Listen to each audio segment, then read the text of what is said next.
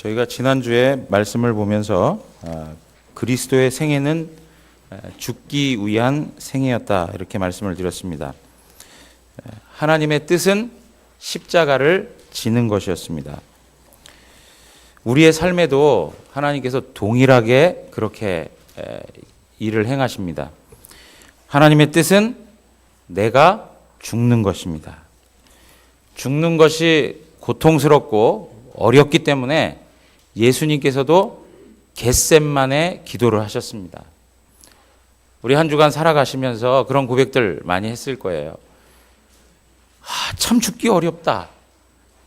안 죽어지는 걸 어떻게 합니까? 그리고 죽으면 다 잃어버릴 것 같아서 안 될 것 같습니다. 여전히 살아있는 나의 모습을 발견하고 그것 때문에 지치고 그것 때문에 또 마음에 영적 의욕이 상실되는 그런 모습이 분명히 있었을 것입니다. 그렇기 때문에 예수님도 공생애를 하시면서도 그렇고 끊임없이 하나님 앞에 겟셋만의 기도를 하는 것이죠. 죽음을 바로 앞두고 철저히 하나님 앞에 죽어지는 그러한 은혜를 구하는 기도, 겟셋만의 기도를 했다는 것입니다. 죽어야만 더 나은 우리의 모습으로 부활할 수 있기 때문에 하나님께서 이유 없이 죽이시는 게 아니라 더 나은 은혜를 주시고 더 나은 우리의 모습을 세워주시기 위해서 우리를 죽이십니다. 이러한 부분에서 우리가 끊임없이 하나님 말씀을 묵상하면서 하나님 저를 죽여주시옵소서 이런 기도를 계속 하나님 앞에 감당했으면 좋겠습니다. 죽지 않습니다 라고만 얘기하지 말고 하나님 앞에 나와서 하나님 은혜를 주십시오. 제 자아가 죽도록 성령께서 역사해 주십시오. 끊임없이 기도할 때에 하나님께서 십자가에 죽는 그러한 능력을 우리로 하여금 맛보게 해 주실 것입니다.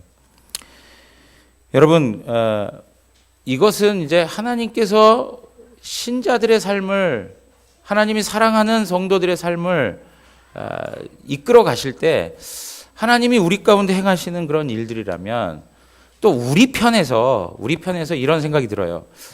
내가 정말 하나님의 사람이 맞을까 하는 그러한 그 질문이 있을 정도로 우리의 연약함이 있다는 거예요.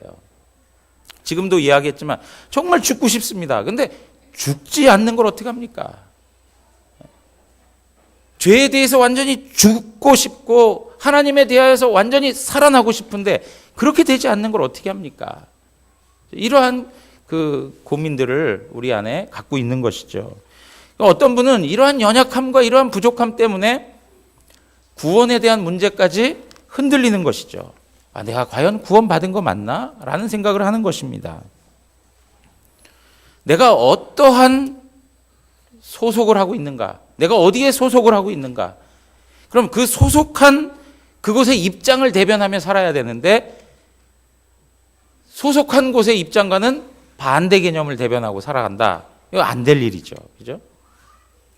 지난 금요일 날 우리 은준이 여기 있나요? 은준이? 네. 은준이가 저한테 와가지고 이야기하는 거예요. 목사님 제가 학교에서 있었던 일인데요 하면서 이야기를 합니다. 학교에서 무슨 그 아주 큰 일이 있었는가 하고 들었더니 자기가 이제 친구들하고 같이 무슨 할 일이 있어가지고 교회 웹사이트를 이렇게 열게 됐대요. 우리 교회 웹사이트를 열었는데 주변 친구들이 막 웃더라는 거예요. 그래서 왜 웃나 했더니 목사님 머리가 없다는 거예요. 네? 그래서 막 웃더라는 거죠. 그래서 자기가 그 웃음을 잠재웠다는 거예요. 웃지 말아라 하면서 저를 보호하고 변호해 줬다는 거예요. 네? 그 얘기를 안 해주는 게 더 좋은데. 네.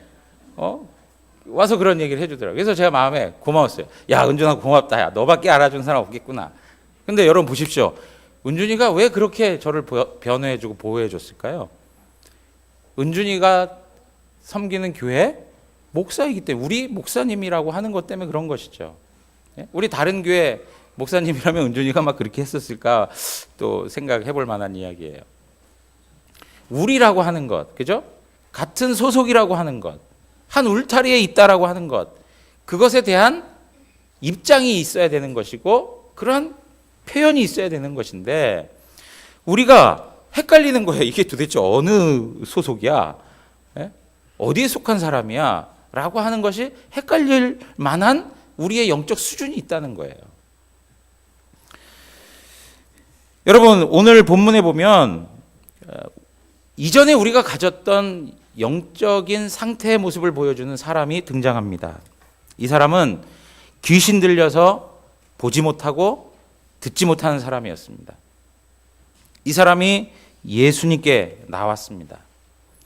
여러분, 이 사람은 신체적으로 보지 못하고 듣지 못하는 사람이지만 사실은 신체적인 것보다 더 심각한 문제가 그에게 있음을 성경은 말해주고 있습니다. 어떤 문제입니까? 귀신 들려 있다는 거예요. 그러니까 육체적인 문제가 아니라 어떤 문제예요? 영적인 문제가 이에게 있다는 거예요. 아주 심각한 영적인 문제가 이 사람 가운데 있기 때문에 육체적인 그런 고통을 경험하고 살아가는 거예요. 사랑하는 성도 여러분, 우리의 삶에 보면 우리가 육체적으로 당하는 모든 일들이 그냥 물리적이고 육신적인 상황 속에서 벌어지는 일들이라고 생각할 수 있을지 모르겠지만 중요한 것은 영적인 문제와 연결되어 있다는 것을 기억하셔야 돼요. 우리의 삶의 모든 것들이 영적인 것과 관계되어 있다는 것입니다. 그러니까 오늘 예수님께서는 이 사람이 사단의 졸개인 귀신에 사로잡혀서 이러한 문제를 경험하고 있다고 말하고 있습니다. 26절에 가서 보시면 뭐라고 말씀하고 있습니까? 만일 사탄이 사탄을 쫓아내면 스스로 분쟁하는 것이니 그리하고야 어떻게 그의 나라가 서겠느냐 그래요. 사탄의 역사라. 사탄의 나라가 견고하게 있음을 말씀해주고 있는 거예요. 그러니까 이 세상에는 엄청난 많은 나라들이 있지만 크게 두 가지 나라로 우리가 생각해 볼 수 있는데 그것은 하나님의 나라와 사탄의 나라가 있다는 거예요. 여러분, 하나님의 나라는 하나님과 관계되어 있습니다. 하나님의 나라는 하나님과 교제하고 하나님과 동행하고 하나님 말씀 앞에 순종하는 나라이고 거기에는 생명과 평안이 있습니다. 영생이 있습니다. 그러나 사탄의 나라는 어떻습니까? 사탄의 나라는 하나님과 반대됩니다. 하나님의 뜻을 거스릅니다. 하나님을 기쁘시게 할 수도 없습니다. 그리고 그 나라의 특징은 죄를 일삼는 것입니다. 하나님과 떨어져 있는 것 자체가 죄이고 그 죄로부터 출발하여 엄청난 죄가 그 가운데 있습니다. 그리고 나서 결과적으로는 사망입니다. 그것이 바로 사단의 나라예요. 어디에 속해 있는가? 어디에 속해 있는가? 여러분들은 어디에 속해 있습니까? 어디에? 그런데 제가 좀 전에도 말씀드렸지만 우리 안에 자꾸 헷갈리는 거예요. 헷갈리는 일이 있는 거예요. 어떤 일 때문에요? 우리가 죄를 짓기 때문에. 하나님 나라에 속했으면 하나님 나라의 열매들을 맺어가며 살아가야 되는데 우리가 죄와 더불어서 죄의 표현들이 우리의 삶에 있다는 거예요. 오늘도 이 자리에 나오기까지 많은 죄악의 모습들을 가지고 씨름하며 나온 분들도 있을 거예요. 신암동 들어오기 전까지 엄청난 싸움을 하다가 신암동 들어오면서 정비를 하고, 제가 그 얘기 들었어요. 신암동 오기 전까지는 말다툼도 하고 가족끼리 오면서 막 서로 소리 지르고 싸우다가도 신암동 딱 들어오면 야, 이제 정리하자. 정리해. 교회 다 와간다. 감정 정리해. 감정 정리. 그리고 아무 일 없었던 것처럼 웃어주시면서 아이고 목사님 한 주간 평안하셨습니까? 네? 그죠? 저도 별일 없었습니다. 좀 전만 해도 엄청난 별일들이 많이 마음속에서 일어났는데 말이죠. 여러분, 이러한 그 모습이 있다 보니까 우리의 정체성이 흔들리는 거예요. 우리의 정체성. 야, 이거 도대체 뭔가 이게 신앙이 성장을 하는 건지, 그리고 이게 도대체 내가 하나님 나라에 속한 사람인가, 이런 고민을 하게 된다는 것입니다. 여러분 사도행전 10장 38절에 가서 보시면 하나님이 나사렛 예수에게 성령과 능력을 기름 붓듯 하셨음에 그가 두루 다니시며 선한 일을 행하시고 마귀에게 눌린 모든 사람을 고치셨으니 그랬습니다. 마귀에게 눌려 있는 인생이 있다는 거예요.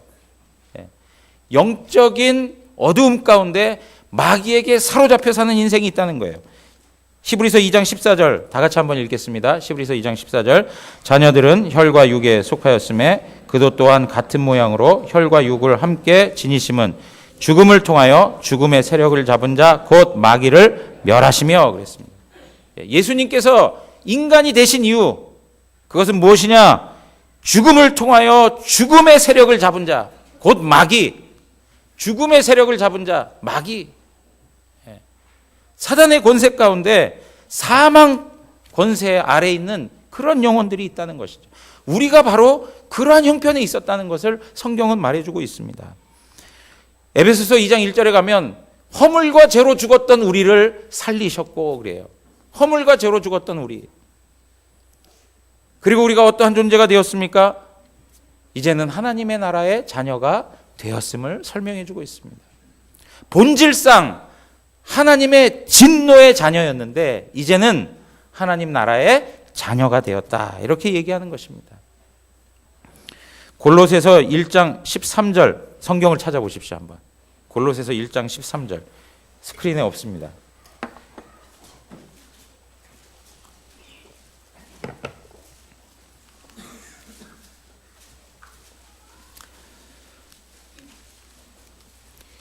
이 책장 넘기는 소리는 어디서 들을 수 없는 소리입니다. 이게 너무 좋지 않습니까? 그죠? 책 넘기는 소리. 자, 우리 다 같이 골로새 1장 13절 다 같이 읽겠습니다. 그가 우리를 흑암의 권세에서 건져내사 그의 사랑의 아들의 나라로 옮기셨으니. 여러분 믿으십니까? 우리가 이전에 어디에 있었습니까? 흑암의 권세 가운데 있었어요. 사단의 나라에 있었어요. 그러나 이제 어떻게 됐습니까? 하나님의 나라로 옮겼다. 하나님의 나라로 옮겼다. 그래서 요한복음 5장 24절에 이런 말씀이 있습니다. 내가 진실로 진실로 너희에게 이르노니 내 말을 듣고 또 나를 보내신 이를 믿는 자는 영생을 얻었고 심판에 이르지 아니하나니 사망에서 생명으로 옮겼느니라. 사망에서 생명으로 옮겼느니라. 우리의 소속이 바뀌었습니다. 소속이 바뀌었어요. 그런데 이렇게 소속이 바뀌었음에도 불구하고, 우리가 이렇게 선언하고 있음에도 불구하고 우리의 수준과 우리의 삶의 현실에서 경험되는 많은 죄로 말미암아 우리는 자꾸 헷갈려 하는 거예요. 과연 내가 이게 하나님 앞에 신앙생활하고 있는 게 제대로 가는 건가? 이 신앙생활을 10년, 20년 한들 이게 무슨 의미가 있을까? 그리고 내가 하나님께 속한 사람으로서 하나님이 인정하는 사람일까? 뭐 이런 생각을 갖게 될 수 있는 것이죠. 그런데 여러분, 오늘 그 내용들에 대하여 내가 하나님 자녀다, 그리고 내가 생명의 나라로, 구원의 나라로, 하나님의 나라로 옮겨진 하나님의 자녀다라고 하는 것을 확신할 수 있는 몇 가지의 근거들을 오늘 말씀을 통해서 한번 살펴볼 수 있다는 것입니다. 첫째가 무엇이냐면 다윗의 자손에 대한 고백입니다. 23절에 보니까 무리가 다 놀라 이르되 이는 다윗의 자손이 아니냐 하니 이렇게 말씀하고 있습니다. 여러분, 예수님께서 병자를 고치셨습니다. 그리고 주변 사람들이 그 일들을 보면서 놀라워했습니다. 놀라워하면서 저 사람이 다윗의 자손 아니냐라고 얘기하는 거예요. 그들이 눈으로 본 것을 다시 한번 확신 있게 이야기하는 표현일 수 있습니다. 왜 그렇습니까? 그들은 구약에서 말씀하고 있는 다윗의 자손으로 오시는 메시아가 어떠한 일들을 하고 있는지를 알고 있었기 때문에 그렇습니다. 여러분, 구약 성경에서 메시아는 다윗의 자손으로 올 것이다 라고 말씀하고 있습니다. 그래서 마태복음 1장 1절에도 보면 아브라함과 다윗의 자손 예수 그리스도의 족보라 그랬습니다. 족보라, 계보라. 옛날에 선지자들을 통하여 들려주셨던 하나님의 말씀이 다윗의 자손을 통하여 메시아가 올 것이다 라고 이야기했던 것입니다. 그렇기 때문에 예수님께서 그 귀신 들린 병자를 고쳤을 때 그들은 깜짝 놀라면서 저가 다윗의 자손 아니냐? 자기들이 보았던 것을 그 메시아와 연결시키면서 그러한 고백을 가져보는 것이죠. 그런데 여러분, 우리 그리스도인들은 이 부분에 있어서 예수가 어떤 분인지를 분명히 아는 것이죠. 우리가 하나님 나라에 속한 사람이라면 예수가 어떠한 사람인 것을, 예수가 어떠한 분이라는 것을 확실한 지식을 갖게 되는 것이고 고백을 하게 되는 것입니다. 여러분 마태복음 11장 5절에 가서 보시면 우리 한번 다 같이 읽겠습니다. 맹인이 보며 못 걷는 사람이 걸으며 나병 환자가 깨끗함을 받으며 못 듣는 자가 들으며 죽은 자가 살아나며 가난한 자에게 복음이 전파된다 하라. 예. 여러분 이거 무엇입니까? 세례 요한마저도 나름대로 의구심을 가지고 오실 그이 메시아가 당신입니까? 우리가 다른 사람을 기다려야 할까요? 라고 했을 때 예수님께서 뭐라고 말씀하셨습니까? 이 말씀을 하신 것이죠. 맹인이 보며 못 걷는 사람이 걸으며 나병 환자가 깨끗함을 받으며 못 듣는 자가 들으며 죽은 자가 살아나며 가난한 자에게 복음이 전파된다 하라. 즉 뭡니까? 구약에서 말씀하셨던 메시아가 바로 나 자신이다 라고 하는 것을 나타내셨죠. 사랑하는 성도 여러분, 이 당시 많은 사람들이 있었지만 예수님이 그리스도다, 예수님이 메시아다라고 하는 것을 인정하는 사람들은 많지 않았습니다. 심지어는 예수님의 친척들까지도 예수님을 인정하지 못했습니다. 마가복음 3장 21절에 보니까 다 같이 한번 읽을까요? 예수의 친척들이 듣고 그를 붙들러 나오니 이는 그가 미쳤다 하밀러라. 예수님의 친척들이 처음에는 예수님에 대하여 호응하기 시작했어요. 야, 저거 정말 놀랍네. 저 사람들을 저렇게 동원하는 능력들, 사람들이 저 주변에 꼬이는 거 보니까 뭔가 큰일 하나 하겠는데 하고 달려들었습니다. 그런데 가면 갈수록 어떻습니까? 예수님의 반대 세력들이 등장하기 시작하고 예수님을 시기하는 그룹들이 생겨나고 그걸 통해서 점점 예수님이 좋은 위치에 서게 되는 것이라기보다는 더 좋지 아니하는 형편으로 가는 모습을 보니까 친척들마저도 예수님을 미쳤다 이렇게 얘기하는 거예요. 예수님 미쳤다. 그러니까 여러분 보십시오. 예수님과 가까이 있다고 해서 예수 그분이 바로 그리스도이십니다, 예수가 바로 메시아입니다 라고 하는 고백을 할 수 있습니까? 없습니까? 할 수 없어요. 예수님이 나의 구주이십니다, 예수님께서 나를 위하여 십자가에 죽으시고 부활하시고 나를 구원하신 하나님의 아들이십니다, 이러한 고백을 할 수 있는 것, 이것은 하나님께서 우리 안에 거듭난 은혜를 허락해 주셨기 때문입니다. 이러한 고백이 있는 자들, 이러한 하나님을 향한 진실한 고백이 있는 자들은 하나님 나라에 속한 것이죠. 베드로가 이야기합니다. 주는 그리스도시요 살아계신 하나님의 아들입니다. 그럴 때 예수님께서 어떻게 하셨습니까? 그 일에 대하여 칭찬하시죠. 그렇지만 그 베드로가 예수님이 붙잡혔을 때 어떻게 하죠? 3번씩 부인하는 일을 경험합니다. 그럼에도 불구하고 그는 어디에 속한 사람이었습니까? 하나님 나라에 속한 사람이었습니다. 하나님 나라에 속한 사람. 사랑하는 성도 여러분, 예수가 그리스도이심을 믿으십니까? 그렇다면 우리는 하나님 나라에 속한 하나님의 자녀들인 것입니다. 두 번째는 무엇이냐면 성령이 함께 하시면 하나님 나라의 백성입니다. 성령이 함께 하시면 하나님 나라의 백성이다. 28절에 가서 보니까 그러나 내가 하나님의 성령을 힘입어 귀신을 쫓아내는 것이면 하나님의 나라가 이미 너희 가운데 너희에게 임하였느니라. 성령을 힘입어 귀신을 쫓아내는 것이면 하나님의 나라가 이미 너희에게 임하였다. 이렇게 말씀하고 있습니다. 여러분, 예수님이 귀신 들려 말 못하고 벙어리 된 그 병자를 고쳤을 때 바리새인들은 뭐라고 얘기했냐면 저가 귀신의 왕 바알세불을 힘입어서 고친 것이다. 이렇게 얘기했습니다. 바알세불을 힘입어서 고쳤다라고 하니까 예수님께서 하신 말씀이 어떻게 한 집안이 분쟁하면 그 집안이 설 수 있겠냐 그래요.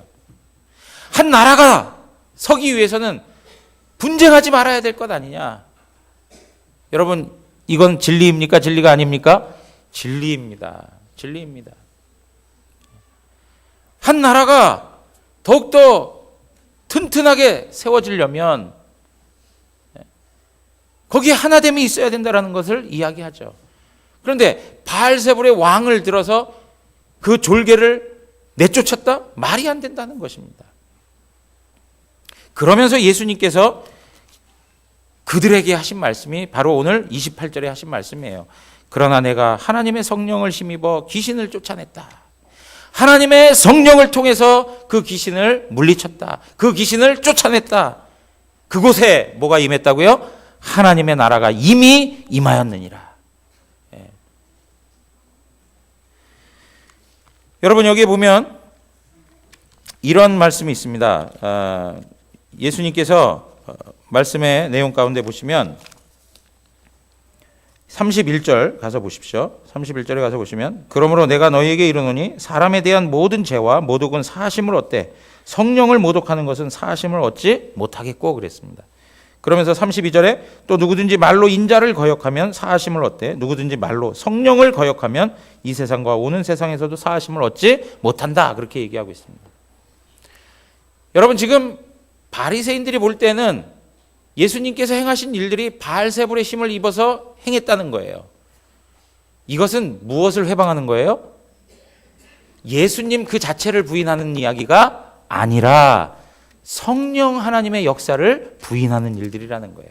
그래서 예수님께서 지금 이 말씀을 하시는 거예요. 너희가 나를 거부할 수는 있어. 그렇지만 너희가 지금 나를 거부하는 일들은 결국에는 무엇을 하는 일이냐? 하나님을 거부하는 일이야. 성령님을 거부하는 일이야. 성령의 역사를 거부하는 일이야. 이것이 성령을 통해서 이루어지는 일인데 너희가 지금 성령을 회방하는 일들이다. 이것은 사함을 얻지 못한다라고 얘기하는 거예요. 예수님을 볼 때 단지 한 인간으로만 바라본 그들에게 너희가 나를 거역할 수도 있어. 그렇지만 나라고 하는 존재는 그냥 단지 나가 아니라 뭐예요? 하나님의 아들이시고 성령의 역사를 통해 행하시는 그 모든 구원의 일들을 행하시는 분이라는 것을 우리에게 설명해 주고 있는 것이죠. 성령을 통해서 행하시는 구원 사역의 일들을 회방하고 그것을 거부하는 것, 이것은 사함을 받지 못하게 된다. 이렇게 말씀하고 있는 것입니다. 사랑하는 성도 여러분, 오늘 예수님께서는 이러한 말씀을 통해서 우리에게 들려주시고자 하는 그 이야기는 성령이 임한 곳에는 하나님의 나라가 임했다는 것입니다. 사랑하는 성도 여러분, 성령이 우리 마음 가운데 임하였습니까? 정말 그렇습니까? 예. 그럼 그것을 무엇으로 확인할 수 있을까요? 예? 성령이 임한 걸. 오늘도 우리 주일학교에서 이 말씀을 같이 나누면서 성령이 너희 마음 가운데 계시냐 그랬더니 마음에 있대요. 그럼 보여줘봐 그랬더니 난감해해요. 예? 보여줘봐라. 안 보이잖아요. 자, 여러분, 성령님이 내 안에 계시다. 성령이 우리 가운데 임하였다. 그러면 하나님의 나라가 임하였다라고 하는데, 그러면 우리가 성령이 임한 것을 어떻게 알 수 있느냐는 것입니다. 고린도전서 12장 3절, 제가 몇 차례 이 말씀을 같이 나눈 적이 있습니다. 고린도전서 12장 3절 가서 보시면 다 같이 읽겠습니다. 그러므로 내가 너희에게 알리노니 하나님의 영으로 말하는 자는 누구든지 예수를 저주할 자라 하지 아니하고 또 성령으로 아니하고는 누구든지 예수를 주라 할 수 없느니라. 여러분, 성령이 아니면은 예수님을 구주라고 고백할 수가 없습니다. 성령이 아니면은 예수가 그리스도이십니다. 예수가 메시아입니다. 예수가 나의 구원자가 되십니다. 이러한 말을 할 수 있어요, 없어요? 할 수 없습니다. 성령님이 내 안에 계시기 때문에, 성령이 내게 임하셨기 때문에 내가 예수 그리스도를 나의 구주로 고백할 수 있는 것입니다. 그러면 내 안에 진정으로 주님을 향한 그런 고백들이 있다면 우리 마음 가운데 무엇이 임한 것입니까? 하나님의 나라가 임한 것입니다. 하나님의 나라가. 고린도전서 2장 12절 가서 또 한번 읽겠습니다. 고린도전서 2장 12절입니다. 다 같이 읽습니다. 우리가 세상의 영을 받지 아니하고 오직 하나님으로부터 온 영을 받았으니 이는 우리로 하여금 하나님께서 우리에게 은혜로 주신 것들을 알게 하려 하심이라. 아멘. 하나님께서 우리에게 은혜로 주신 것들을 알게 하기 위해서 뭘 보내주셔요? 성령을 보내주세요. 하나님, 저는 하나님 나라의 백성입니다. 이것 하나님이 주신 은혜를 아는 것입니다. 하나님, 저는 구원을 얻은 하나님의 자녀입니다. 하나님, 저는 영생을 얻은 하나님의 자녀입니다. 저는 천국을 소유하고 살아갑니다. 이것이 하나님이 주신 은혜예요. 그것을 아는 것이 뭐예요? 성령님이 우리 안에 계시기 때문에 알게 된다는 거예요.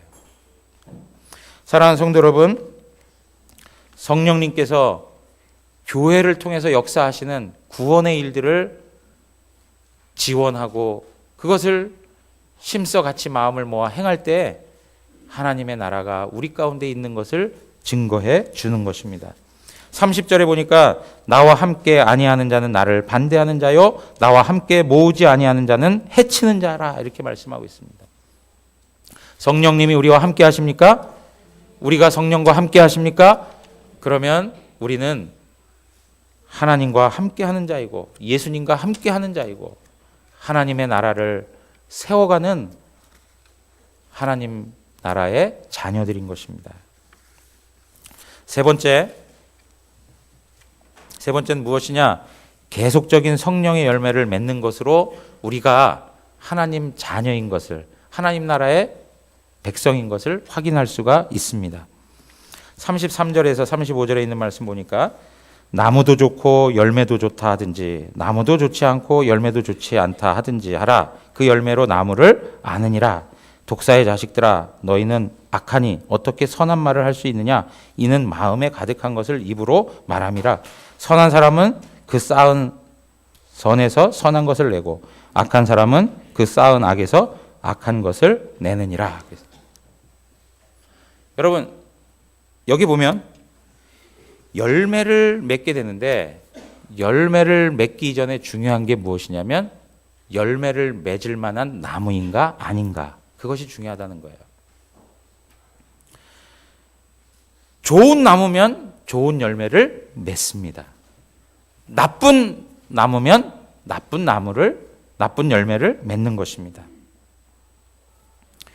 생명이 있는 나무에서 열매가 맺힙니다. 만약에 나무에 생명이 없습니다. 나무가 죽었습니다. 그럼 열매가 맺힙니까? 열매는 맺히지 않습니다. 열매 맺히지 않습니다. 그러니까 우리가 성령의 열매를 맺어가고 있다라고 하는 것을 보면서 무엇을 확인할 수 있습니까? 아, 나는 하나님 나라의 자녀이다라고 하는 것을 확인할 수 있는 것이에요. 오늘 주님께서 말씀하시죠. 독사의 자식들아, 그러면서 너희가 악하기 때문에 악을 이야기하는 거예요. 너희가 선하기 때문에 선한 것을 꺼내놓는 거예요. 너희 근본이 무엇이냐? 너희의 근본이 무엇이냐? 이거를 지금 말씀하고 있는 거예요. 우리는 하나님의 나라에 속해 있습니다. 우리는 하나님의 자녀입니다. 우리는 천국 백성으로 살아가고 있습니다. 그것이 우리의 근본입니다. 그것이 우리의 기초입니다. 그러면 거기에 따르는 자연스러운 열매가 있게 된다는 것이죠. 그런데 고민이 있습니다. 그게 무엇이냐니까 열매가 우리가 생각해 보면 열매가 잘 안 열리는 것 같다는 생각을 하는 거예요. 예? 내가 지금 신앙생활을 하면서도 열매가 잘 안 맺혀지는 열매 없는 신앙생활을 하는 것처럼 느껴진다는 거예요. 왜요? 선한 것보다는 죄 짓는 게 더 많아 보여요. 훨씬 더 우세해 보여요.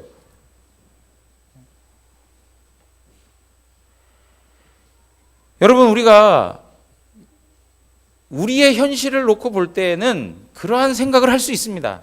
그런데 제가 지난주에도 이제 성경 공부하면서 한 분이 그러세요. 이전에 만났던 친구들이 저를 보면 야, 너 정말 많이 변했다라고 하는 이야기를 한다는 거예요. 예? 교회 식구들 안에서 같이 자라가는 사람들 안에서는 야, 저 사람이 뭐 변한 게 있을까? 이런 생각을 하게 되는데 정말 오랜만에 본 사람이 자기를 만나서 경험해 보고 난 다음에는 뭐라고 얘기해요? 야, 너 정말 이전보다 너무 달라졌다라고 하는 이야기를 한다는 것이죠.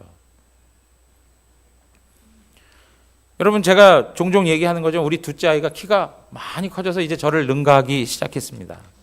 예? 모든 분들이 다 인정할 정도로 걔가 처음 저희 교회 왔을 때는 아주 키가 작았습니다. 예. 그런데 집에서 보면 그냥 자라가고 있는 게 크게 느껴지지 않아요. 그런데 예전에 우리 교회 부임하자마자 사택에다가 키를 재놓고 금을 거놓은 그 선이 있어요. 그 선. 문턱에다가 딱 표시해둔 선이 있는데 지금 가서 재보면 엄청나게 그것을 뛰어넘고 있어요. 여러분, 마찬가지입니다. 우리가 볼 때는 참 부족한 게 많은데 우리의 삶에는 그리스도 안에서의 변화들이 일어나고 있다는 것입니다. 일어나고 있어요. 자, 여러분 보세요. 이 비유는 너무나도 적절하기 때문에 제가 반복적으로 말씀을 드리는데 사과밭에 갔더니 사과 나무에 열매 하나가 열려있는, 사과 하나가 열려있는 거예요. 그 나무 살아있는 나무입니까? 죽은 나무입니까? 살아있습니까? 죽은 나무입니까? 살아있는 나무예요. 왜 그렇습니까? 열매가 맺어 있어요. 근데 목사님 하나잖아요. 하나는 열매가 아닙니까? 하나도 열매인 거예요. 그 하나도 살아있기 때문에 맺혀지는 거지. 만약에 죽었다면 열매가 있습니까? 열매 없습니다. 열매 없습니다. 그러니까 우리 안에서는 거룩한 욕망이 있어요. 그래서 주렁주렁 많은 열매를 맺고 싶어요. 그렇지만 우리가 맺어가는 데 있어서 하나님의 때가 있고 하나님께서 만들어 가시는 과정이 있다는 거예요. 거기에는 많은 시간이 필요해요. 우리가 많은 것을 맺지 못해도 성령 안에 거하면서 한 가지 한 가지의 열매를 맺어가고 있다면 그것은 우리가 성령 안에 거하는 사람임을 말해주는 거예요. 우리가 하나님 나라의 백성임을 말해주는 거예요. 사랑하는 성도 여러분, 갈라디아서 5장 22절에서 23절 가서 한번 말씀 읽어보겠습니다. 다 같이 읽겠습니다. 오직 성령의 열매는 사랑과 희락과 화평과 오래 참음과 자비와 양성과 충성과 온유와 절제니 이 같은 것을 금지할 법이 없느니라. 네, 아멘. 여러분, 이러한 성령의 열매가 우리 가운데 있어야 돼요. 성령 안에 거하고 하나님 나라의 자녀이면 이런 열매가 맺혀지게 돼 있어요. 그런데 이 모든 게 다 맺혀져 있으면 얼마나 좋겠습니까? 그러나 그 중에 단 한 가지만 있어도 어떻습니까? 우리는 성령 안에서 생명력 있는 삶을 살아가고 있는 거예요. 우리 안에 부족한 것들이 많이 보여도 하나님께서 우리 가운데 선하게 역사하시고 창조하시는 하나님의 위대한 일들이 우리 가운데 생명력 있게 나타나고 있는 것입니다. 여러분, 이 사실을 믿으십니까? 믿으셔야 돼요. 그러면 우리가 이렇게 얘기할 수 있어요. 그럼 목사님, 그런 거 하나 정도 보면서 마음껏 죄 져도 되겠습니까? 그럼 됩니까? 안 됩니까? 안 되죠. 생명력이 있다면 마땅히 많은 열매를 맺기 위한 그 욕구가 우리 가운데 있어야만 하는 거예요. 하나님의 은혜를 더하려고 죄에 거하겠느냐? 그럴 수 없느니라. 하나님의 은혜를 은혜되게 하기 위해서는 우리의 삶이 더욱더 아름다운 열매로 맺혀져 가야 되는 거예요. 여러분, 제가 이런 얘기 또 한 번 드려 죄송한데요. 우리 가정 이야기여서 그 조카가 지난번에 교통사고로 10살 난 조카가 이제 하나님의 부르심을 받았는데요. 교통사고를 낸 그 피의자 되시는 분이 할아버지세요. 70이 넘으신 분인데, 이제 제가 장례를 치르는 동안도 보면 전화 한 번도 없는 거예요. 그래서 아니 어떻게 이렇게 그 전화 한 번도 없을 수가 있을까, 이런 생각을 좀 하고 있었어요. 그런데 그 다음에도 뭐 별다른 그런 뭐랄까요, 위로의 말 한마디 전하는 것도 없고, 참 그 인간적으로 보면 마음 상할 만한 그런 형편이었던 것 같아요. 그런데 그 일들을 이제 사건 사고를 정리해가는 그 과정 안에서 보니까 이 할아버지가 좀 딱한 사정인 거예요. 뭐 경제적으로도 부유하지도 못하고 어려워요.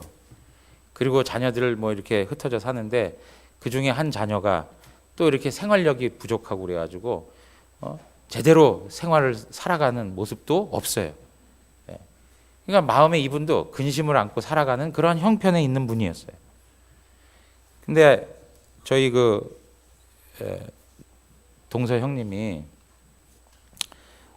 이 할아버지에 대해서 모든 걸 다 용서하기로 했어요. 그래서 뭐 형사처벌 받는 것도 탄원서 내고 뭐 이런 방식으로 해서 하지 않도록 말씀드리고, 그리고 뭐 보상에 관련된 것도 하나도 일체 받지 않는 걸로 이렇게 하고, 그러면서 단 한 가지 예수님만 믿으세요. 예수님만 믿으시면 좋을 것 같아요. 그랬더니 그 목사인 걸 아니까는요, 그 예배당에 와서 예배를 드리고 계세요. 그 예배당에 나와서 예배를 드리고. 그래서 제가 그랬어요, 우리 그 동서 형님한테. 아니 오히려 그분 더 힘든 거 아니에요? 그 교회 나오시는 것보다 다른 교회 가셔서 하는 게 더 낫지 않을까요? 더 마음이 힘들지 않을까, 이런 생각이 든다. 그랬더니 그렇지 않아도 그것 때문에 이야기를 했대요. 예수만 믿으시고 다른 교회 가셔도 되니까 예수만 잘 믿으세요. 그런데 그분이 이렇게 오신대요. 여러분, 이러한 모습들을 이제 제가 보면서 이제 신앙의 실력이 어디서 생겨나는가라고 하는 그런 생각들을 해보았습니다. 이러한 것들은 인간적으로는 참 이렇게 표현하고 받아들이기가 쉽지 않습니다. 그죠? 10년 만에 낳은 자식, 하나님께서 10살 됐을 때 교통사고로 데려가셨는데, 인간적인 마음으로 참 받아들이기가 쉽지 않을 수 있습니다. 그런데 그 모든 일들을 대하면서 정말 넉넉하게, 그리고 그 영혼을 바라보고 그 영혼을 사랑하는 마음으로 그 영혼을 세우는 것만으로도 만족하는 것, 이러한 그 의연함과 이 아량과 이 넓은 모습들이 어디서 나오는 걸까? 이것은 우리 안에서 생겨나지 않습니다. 성령의 능력과 성령의 역사를 통해서 나타날 수 있습니다. 성령 하나님.